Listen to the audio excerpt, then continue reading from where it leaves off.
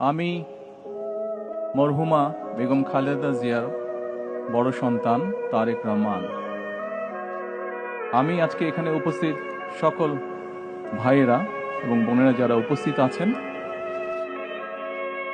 মরহুমা বেগম খালেদা জিয়া জীবিত থাকাকালীন অবস্থায় যদি আপনাদের কারো কাছ থেকে কোনো ঋণ নিয়ে থাকেন, দয়া করে আমার সাথে যোগাযোগ করবেন।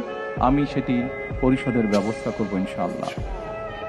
একই সাথে উনি জীবিত থাকাকালীন অবস্থায় ওনার কোনো ব্যবহারে, ওনার কোনো কথায় যদি কেউ আঘাত পেয়ে থাকেন, তাহলে মরহুমার পক্ষ থেকে আমি আপনাদের কাছে ক্ষমা প্রার্থী।